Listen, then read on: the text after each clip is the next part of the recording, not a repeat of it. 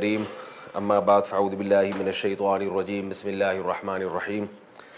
آج انشاءاللہ رمضان 2019 میں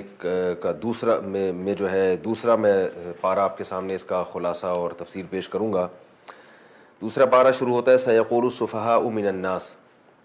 رسول اللہ صلی اللہ علیہ وسلم جب ہجرت کر کے مدینہ تشریف لائے تو آپ صلی اللہ علیہ وسلم کی خواہش تھی کہ قبلہ تبدیل کر دیا جائے۔ آپ بیت المقدس کی طرف رخ کر کے نماز پڑھتے تھے تو آپ چاہتے تھے کہ قبلہ چینج کر دیا جائے، تو اس پارے کے شروع میں اللہ تعالیٰ نے قبلے کی تبدیلی کا حکم دیا کہ نماز کے دوران اللہ نے آیتیں نازل کیں، قد نرى تقلب وجهك في السماء فلنولينك قبلة ترضاها فول وجهك شطر المسجد الحرام۔ پس آپ اپنے رخ کو مسجد حرام کی طرف پھیریے۔ اس کے بعد سے ہمیشہ سے مسلمان آج تک بیت اللہ کی طرف رخ کر کے نماز پڑھتے ہیں۔ اس پر یہود و نصارہ نے بہت احتجاج کیا کہ انہوں نے تو وہ قبلہ تبدیل کر دیا جو انبیاء کا قبلہ ہوا کرتا تھا،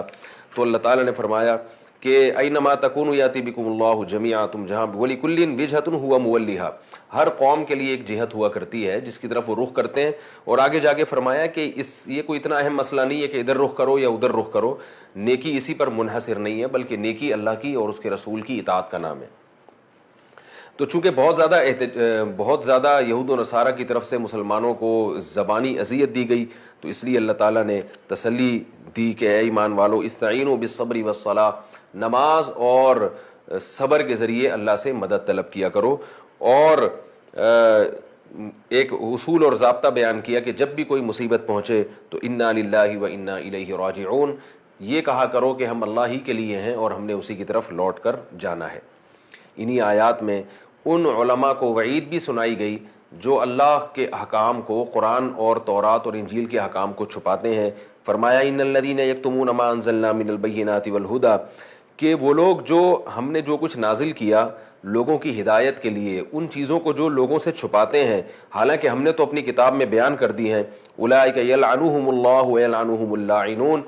ان پر اللہ کی بھی لعنت اور لعنت کرنے والوں کی بھی لعنت، الا الذین تابوا واصلحوا وبینوا، ہاں جو لوگ توبہ کر لیں اور اصلاح کر لیں اور حق کو بیان کر دیں۔ تو علماء کی توبہ کے 3 درجات ہیں، ایک یہ کہ توبہ بھی کریں،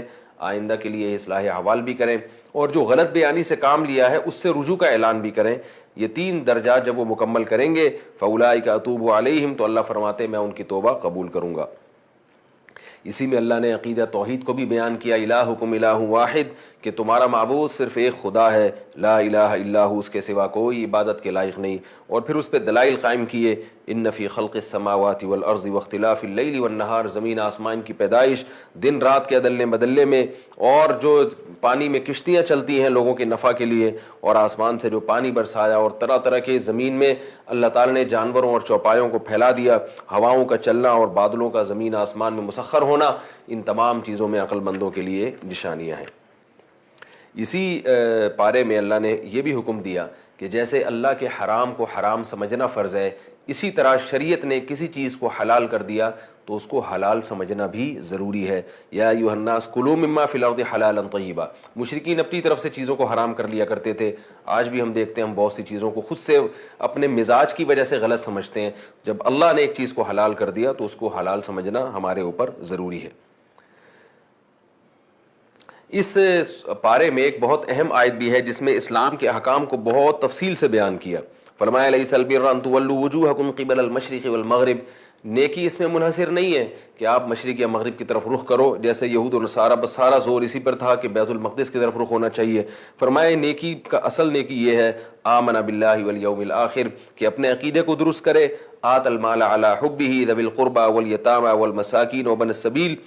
رشتہ داروں کا خیال رکھے، یتیموں کا، مسکین کا، مسافروں کا، والسائلین، اور جو مستحقین بھیک مانگنے والے ہیں جو مستحق ہیں، وفی الرقاب، اسی طرح لوگوں کو غلامی سے چھڑانے میں، اور نماز بھی قائم کرے اور زکوٰۃ بھی ادا کرے، اور جب ایگریمنٹ کرے تو اس کو پورا کرے، اور تنگ دستی اور بیماری میں اور جنگ میں صبر سے کام لے۔ اولئک الذین صدقوا، فرمایا یہ لوگ ایمان کے دعوے میں سچے ہیں، واولئک هم المتقون، اور یہی لوگ ہیں متقی۔ اس صورت میں اللہ تعالیٰ نے سلطنت کو چلانے کے لیے، ایک ملک میں امن قائم کرنے کے لیے جو کچھ جس کو تدبیر انتظام مملکت کہا جاتا ہے اصطلاح میں، اس سے متعلق بھی احکام دیے۔ ان میں ایک حکم قصاص کا، اسلام نے حکم دیا کتب علیکم القصاص فی القتل کہ قتل میں برابری ہے، جان کے بدلے جان ہے. ہاں اگر کوئی مقتول اس کے وارث خود معاف کرنا چاہیں تو ان کو اجازت ہے. تو اسلام میں اگر کوئی جان کر کسی کو قتل کر دیتا ہے تو یہ اس صورت میں، اس آیت میں اور اس پارے میں اللہ نے یہ بھی بتایا کہ اس کے بدلے میں اس کو قتل کیا جائے گا. روزے کی فرضیت بھی بیان کی گئی، کتب علیکم الصیام، اے ایمان والو تم پر روزے فرض کیے گئے ہیں. اور روزے میں رمضان کے ساتھ دعا کا ایک بڑا رشتہ ہے، اس کو بھی بیان کیا گیا. وَإِذَا سَأَلَكَ عِبَادِي عَنِّي فَإِنِّي قَرِيبٌ کہ جب کوئی بندہ مجھ سے پوچھے میرے بارے میں، اے نبی آپ سے پوچھے میرے بارے میں تو بتا دے میں اس کے قریب ہوں. اجیب دعوت الداعی اذا دعان، جب وہ دعا کے لیے مجھے پکارے گا تو میں اس کی دعا کو سنوں گا. ابتدائی اسلام میں رمضان کی راتوں میں زوجہ کے قریب جانے پر پابندی تھی، تو وہ پابندی بھی اللہ نے اٹھائی. فالآن باشروہن کہ اپنی زوجہ کے قریب جا سکتے ہو. وابتغوا ما کتب اللہ لکم، لیکن ساتھ ساتھ اولاد طلب کرو. اس سے پتہ چلتا ہے کہ اولاد کی کثرت اللہ کی نظر میں بہت اہمیت کی حامل ہے کہ اللہ نے زوجہ کے قریب جانے کا حکم دیا اس نیت کے ساتھ کہ اس سے اولاد پیدا ہو اور نسل پیدا ہو. اسی طرح اللہ تعالیٰ نے انتظام مملکت کے لیے ایک حکم دیا، لا تأکلوا اموالکم بینکم بالباطل، ایک دوسرے کا مال ناحق طریقے سے مت کھاؤ. وتدلوا بها الی الحکام لتأکلوا فریقا من اموال الناس، اور حاکموں کو رشوت دے کے دوسروں کا مال ہتھیانے کی کوشش نہ کیا کرو. اس سے بھی اللہ نے منع کیا. جہاد کا بھی حکم دیا لیکن فرمایا کہ ولا تعتدوا، جہاد میں اعتدال سے کام لینا ہے، اللہ کی حدود سے تجاوز نہیں کرنا. حج کی فرضیت بھی نازل کی گئی اسی صورت میں اور اسی پارے میں، الحج اشہر معلومات فمن فرض فیہن الحج فلا رفث ولا فسوق ولا جدال فی الحج، کہ حج کے دوران کوئی بیہودہ بات، کوئی فسق و فجور، لڑائی جھگڑا، اس سے اجتناب کرنا ہے اور زاد راہ ساتھ لے کر جانا ہے. اور اگر حج کرنے کے بعد تم وہاں کوئی تجارت کرنا چاہو تو اس پر بھی کوئی پابندی نہیں ہے. لیس علیکم جناح ان تبتغوا فضلا من ربکم، صحابہ سمجھتے تھے کہ ہم حج کرنے جا رہے ہیں وہاں اگر بزنس بھی کریں گے تو یہ تو حج ضائع نہ ہو جائے، تو بتایا کہ ایسی کوئی بات نہیں ہے، اللہ کا فضل ہے، تجارت ہے، جہاں چاہو جا کے کرو تم. اسی میں حکم دیا گیا ایمان والوں کو ایک بہت اہم، ادخلوا فی السلم کافہ، اے ایمان والو اسلام میں مکمل داخل ہو جاؤ. صحابہ کرام نبی سے پوچھا کرتے تھے کہ ہم مال کہاں خرچ کریں، تو اللہ نے بتایا کہ سب سے پہلے فللوالدین والاقربین، سب سے پہلے اپنے والدین ہیں، پھر قریب سے قریب رشتہ دار، پھر یتیم، پھر مسکین اور پھر مسافر. تو یہ وہ درجات ہیں اسٹیپ بائی اسٹیپ جہاں اپنے مال کو خرچ کرنا ہے. شراب کی حرمت بھی نازل کی گئی، فیہما اثم کبیر ومنافع للناس، کہ شراب میں بہت بڑا گناہ ہے، کچھ فائدے بھی ہیں، وَإِثْمُهُمَا أَكْبَرُ مِن نَفْعِهِمَا، لیکن اس کا گناہ جو ہے اس کے فائدوں سے بڑھ کر ہے. نکاح سے متعلق اور طلاق سے متعلق احکام بھی اس پارے میں بہت ڈیٹیل میں ہیں. نکاح سے متعلق پہلا حکم وَلَا تَنْكِحُوا الْمُشْرِكَاتِ حَتَّى يُؤْمِنَّ، مشرک عورت سے تم نکاح نہیں کر سکتے. اسی طرح مشرک عورت، مسلمان عورت کسی مشرک مرد سے بھی نکاح نہیں کر سکتی. ہاں اہل کتاب یہود و نصارہ اس سے مستثنا ہیں، دوسرے صورت میں جس کو بیان کیا گیا کہ مسلمان مرد جو ہے وہ اہل کتاب کی عورتوں سے نکاح کر سکتا ہے، لیکن مسلمان عورت اہل کتاب کے مرد سے نکاح نہیں کر سکتی. مگر جو اہل کتاب کے علاوہ غیر مسلم ہیں ان سے نہ مسلمان مرد نکاح کر سکتا ہے نہ عورت نکاح کر سکتی ہے. حالت حیض میں زوجہ سے ہم بستری کو حرام قرار دیا گیا اور یہ بتایا کہ جب عورت حیض سے پاک ہو جائے تو پھر اس کے پاس جا سکتے ہو، لیکن جاؤ وہی حرث سمجھ کے، یہ بتانے کے لیے کہ اس کا مقصد بھی نسل میں اضافہ ہے. للذین یؤلون من نسائہم، عرب میں عورتوں پہ کچھ ظلم ہوا کرتے تھے، جو یعنی بیویوں پہ ظلم ہوا کرتے تھے، ان مظالم کا بھی دفعیہ کیا گیا. اس میں ایک ظلم یہ ہوتا تھا کہ مرد قسم اٹھا لیتا تھا کہ میں اپنی بیوی کے قریب نہیں جاؤں گا اور مدتوں پھر اس کے قریب نہیں جاتا تھا، وہ لٹکی رہتی تھی. تو قرآن نے حکم دیا للذین یؤلون من نسائہم تربص 4 اشہر، اگر کسی شخص نے قسم اٹھا لی کہ میں 4 مہینے بیوی کے قریب نہیں جاؤں گا یا 4 مہینے سے زیادہ، تو اللہ تعالیٰ فرماتے ہیں 4 مہینے تک انتظار کیا جائے گا. اگر وہ قسم توڑ دے تو ٹھیک ہے، نہیں توڑتا تو وَإِنْ عَزَمُوا الطَّلَاقَ، تو یہ قسم نہ توڑنا اس کا طلاق کہلائے گا. یعنی پھر اسلام نے اس پہ طلاق کو واقع کیا کہ اگر مرد طلاق نہ بھی دے مگر وہ قسم اٹھا لے کہ میں اپنی بیوی کے قریب نہیں جاؤں گا تو 4 مہینے بعد خود بخود طلاق پڑ جائے گی تاکہ عورت کہیں اور نکاح کر سکے اور مرد عورت کو لٹکا نہ سکے. اس کو اصطلاح میں ایلا کہا جاتا ہے. عدت کے حکام بیان کیے گئے کہ طلاق یافتہ عورت 3 دفعہ جب تک حیض نہیں آ جاتا وہ کہیں اور نکاح نہیں کر سکتی. 3 ماہواریاں اس کو انتظار کرنا پڑے گا۔ اور پھر عرب میں ایک ظلم یہ بھی ہوا کرتا تھا کہ لوگ درجنوں طلاقیں دے کے بھی بیوی کو رکھا کرتے تھے، تو اللہ نے اس حکم کو بھی ختم کیا اور حکم دیا طلاق مرتان، 2 مرتبہ طلاق کے بعد تمہیں حق ہے امساکم بمعروف او تسریح باحسان، کہ تم روک بھی سکتے ہو چھوڑ بھی سکتے ہو۔ فإن طلقها، اگر تیسری طلاق تم نے دے دی، فلا تحل له من بعد حتى تنكح زوجا غیرہ، تو یہ عورت سے تم نکاح نہیں کر سکتے جب تک کہ عدت گزرنے کے بعد یہ کسی اور مرد سے نکاح نہ کرے۔ فإن طلقها، اگر دوسرا مرد اس کو طلاق دے دے تو پھر یہ دونوں پہلے دوبارہ نکاح کر سکتے ہیں، جس کو شرعی حلالہ سے تعبیر کیا جاتا ہے۔ اور اس میں اللہ نے بتا دیا کہ 3 طلاق کے بعد مرد کے ہاتھ میں معاملہ نہیں رہے گا، وہ بہلا پھسلا کے بھی عورت سے دوبارہ نکاح نہیں کر سکتا، کیونکہ زمانہ جاہلیت میں ایسا ہوا کرتا تھا کہ مرد طلاقیں دیتے تھے اور پھر رجوع کرتے رہتے تھے، کوئی حد ہی نہیں تھی اور عورت لٹکی رہتی تھی، اور بعض دفعہ طلاقیں دیتے اور پھر جب عدت ختم ہو کے عورت کا نکاح ختم ہوتا، کہیں اور شادی کرنا چاہتی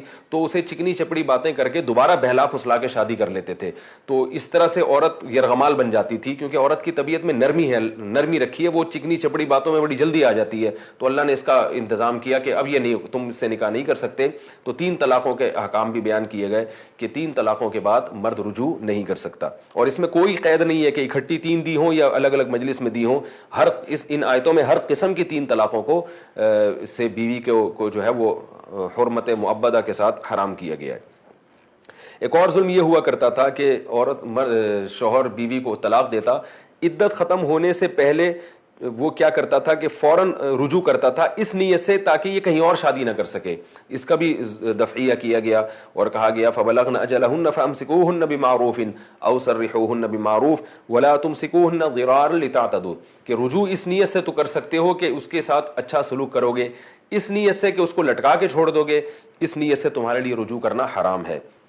اسی طرح آگے فرمایا وَإِذَا طَلَّقْتُمُ النِّسَاءَ فَبَلَغْنَ أَجَلَهُنَّ فَلَا تَعْضُلُوهُنَّ أَن يَنكِحْنَ أَزْوَاجَهُنَّ۔ ایک ظلم یہ بھی ہوتا تھا کہ طلاق ہو گئی، عدت پوری ہو گئی، اب عورت اگر کہیں شادی کرنا چاہ رہی ہے تو پہلا شوہر اس کو نہیں کرنے دیتا تھا، خاندان نہیں کرنے دیتا تھا کہ تمہیں تو طلاق ہو گئی، تمہارے تو بچے ہیں۔ تو اللہ نے اس پہ بھی پابندی لگائی کہ اگر وہ کہیں نکاح کرنا چاہتی ہے تو معاشرے کو یا سابق شوہر کو یا اس کے والدین کو یا کسی کو بھی اسے نکاح سے روکنے کا قطعاً کوئی حق حاصل نہیں ہے، اور بتایا کہ یہ وہ حکام ہے جو ان لوگوں کو چاہیے کہ اس کو فالو کریں جو اللہ اس کے رسول پر ایمان رکھتے ہیں۔ شوہر اگر مر جائے تو عورت کی عدت کتنی ہوگی یہ بھی بیان کیا گیا۔ یتربصن بانفسہن 4 اشہر و10، 4 مہینے 10 دن عورت کی عدت ہے، اس عدت کے دوران وہ کہیں اور نکاح نہیں کر سکتی۔ مائیں بچوں کو دودھ پلائیں، اس کی مدت کیا ہے یہ بھی بیان کیا گیا، حولین کاملین، کہ 2 سال تک ماں بچے کو دودھ پلا سکتی ہے۔ عدت کے دوران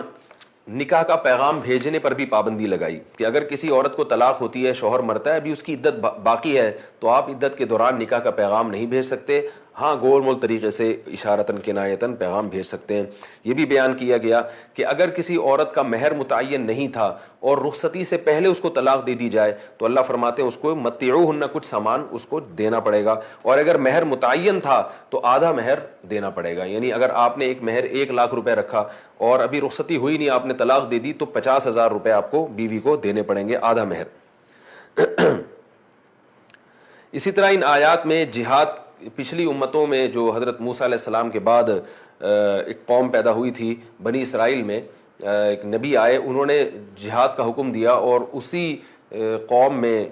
حضرت داؤد علیہ السلام بھی تھے، ان کا قصہ بیان کیا گیا، ان کا واقعہ بیان کیا گیا ہے کہ بنی اسرائیل کو وقت کے پیغمبر نے حکم دیا کہ اللہ کے راہ میں لڑو، تو وہ لے تو لال سے کام لینے لگے جیسے کہ ان کی عادت تھی، اور پھر بالآخر تیار ہوئے تو اللہ نے طالوت کو ان کا امیر بنایا اور حکم دیا کہ طالوت کی معیت میں تم جہاد کرو، لڑو، اور پھر اللہ نے حکم دیا کہ اس ایک نہر آئے گی، اس کے پانی تم نے نہیں پینا،